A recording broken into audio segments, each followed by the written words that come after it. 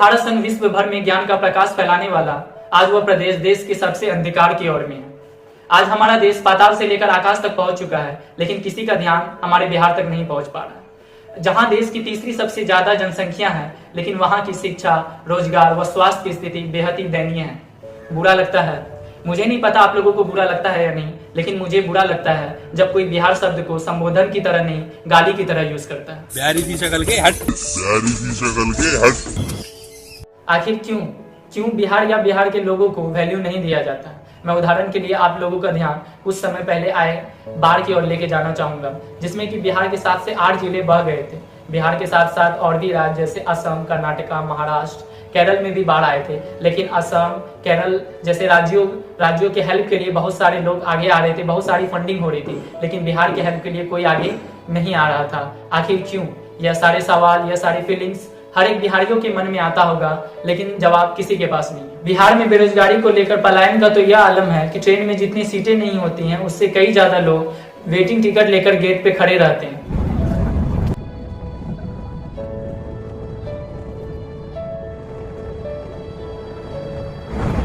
बिहार में आने वाली ट्रेन की सीटें भले खाली रह जाए, लेकिन बिहार से जाने वाली ट्रेन कभी खाली नहीं रहती।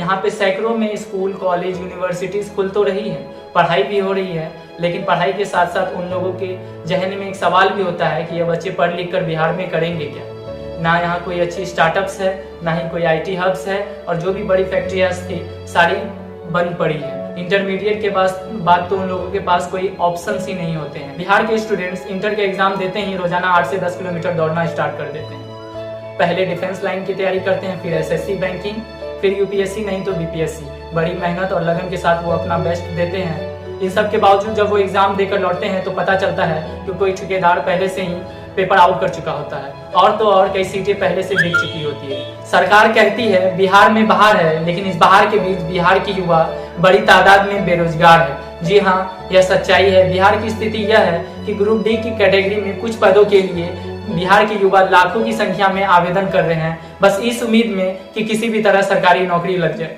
उदाहरण के लिए कुछ महीने पहले बिहार विधानसभा में ग्रुप D की कैटेगरी में 166 सीटों की वैकेंसी आई थी, जिसमें 5 लाख से अधिक आवेदन किए गए थे और उनका इंटरव्यू भी लिया गया, जिसमें कि रिक्वायर्ड क्वालिफिकेशन मैट्रिक थी, लेकिन इसमें इंटर, ग्रेजुएशन व MA तक के छात्रों ने इसके लिए आवेदन किया था। यह जो आप सीन देख रहे हैं, यह गया स्टेशन का है। यह उस वक्त का वीडियो है जब BPSC असिस्टेंट का पेपर हुआ था, जिसमें कि मात्र 51 सीटें थी, और आप देख सकते हैं कि कितना भीड़ है। यह सिर्फ गया स्टेशन का है, और इस तरह कुल बिहार में 5 सेंटर को अलॉट किया गया था। ये सब देखकर आप अंदाजा लगा सकते हैं कि बिहार की क्या स्थिति है और बिहार में बेरोजगारी का क्या आलम है।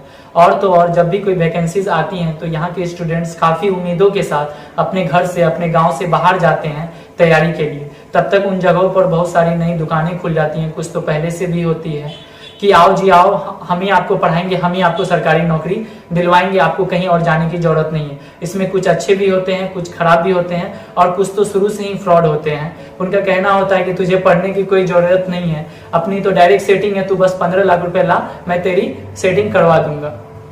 और जो कुछ अच्छे कोचिंग होते हैं, उन तो होते एक जगह है, लेकिन उनके सेंटर्स हर जगह होते हैं।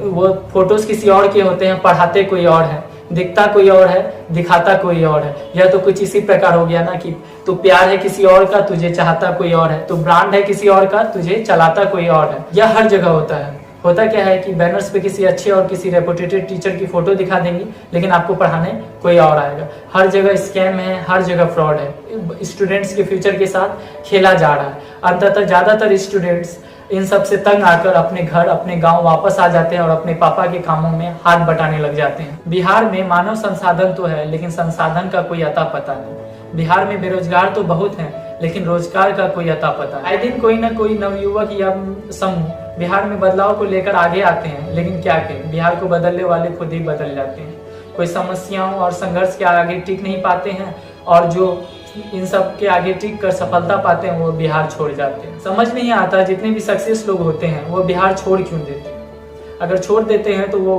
बिहार वापस क्यों नहीं आते। क्यों वह बिहार की एक अच्छे बेहतर भविष्य के लिए एक प्रयास तक नहीं करते। बिहार को बीमार व लाचार बनाने में जितने राजनीतिक और आर्थिक कारण जिम्मेदार हैं, उससे कई ज्यादा जिम्मेदार वो हैं जो बिहार को छोड़ देते हैं और ऊंचे ऊंचे पदों पर जाकर बिहार को भूल जाते हैं। सभी को लगता है कि यहाँ कुछ अच्छा नहीं है, यहाँ कुछ अच्छा नहीं हो सकता है। कैसे अच्छा होगा? अगर हम और आप प्रयास ही नहीं करेंगे तो बेहतर कल की कल्पना कैसे की जा सकती है? बस सभी को लगता है यहाँ बस प्रॉब्लम्स प्रॉब्लम्स प्रॉब्लम्स, जिसका कि सॉल्यूशन हम कई दशकों से ढूंढते आ रहे हैं। Subscribe now and press the bell icon. Never miss an update.